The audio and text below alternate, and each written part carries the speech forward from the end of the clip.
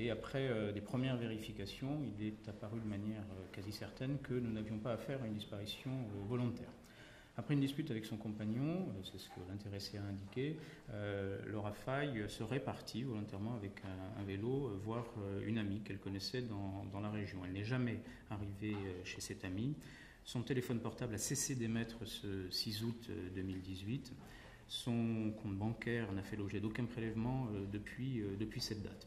Elle n'a donné aucun signe de vie auprès de son employeur à la date à laquelle elle était censée reprendre son travail. Elle n'a donné aucun signe à ses proches, ce qui n'était absolument pas dans ses habitudes. Donc c'est dans ce contexte que j'ai décidé de l'ouverture d'une information judiciaire sous la qualification d'enlèvement et de séquestration. Donc c'est une procédure désormais criminelle qui est confiée à une juge d'instruction du pôle d'instruction de Mont-de-Marsan.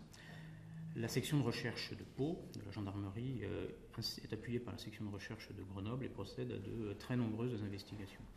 À ce stade, ces investigations n'ont pas permis d'apporter des éléments précis sur les conditions dans lesquelles Laura Faye avait disparu. C'est la raison pour laquelle il est apparu aujourd'hui nécessaire de procéder à cette communication pour appeler toutes les personnes qui sont susceptibles d'apporter des renseignements utiles pour permettre un développement de cette enquête, de le faire auprès de la gendarmerie. Un numéro dédié a été mis en place à cette fin. Donc toutes les personnes qui sont susceptibles d'avoir croisé Laura Faye dans une zone qui est comprise entre Morsinx, également Mont-de-Marsan et Luxeuil, sont priées d'aviser la gendarmerie, de faire connaître leur témoignage. Mais également toutes les personnes qui pourraient avoir aperçu des événements plus ou moins suspects ou des traces suspectes dans cette même zone doivent également se signaler pour apporter leur témoignage. Enfin, il est également possible que certaines personnes aient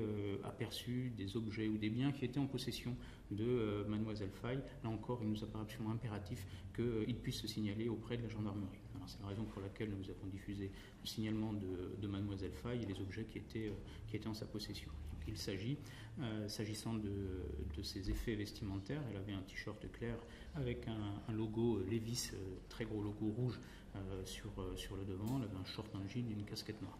Elle était, au moment de sa disparition, en possession d'une tente Quechua de couleur bleu foncé et d'un vélo de type VTT ainsi que d'un sac de couchage. Voilà les éléments matériels qui, peut-être dans la nature, sont susceptibles d'éclairer les enquêteurs et permettre une avancée de cette enquête.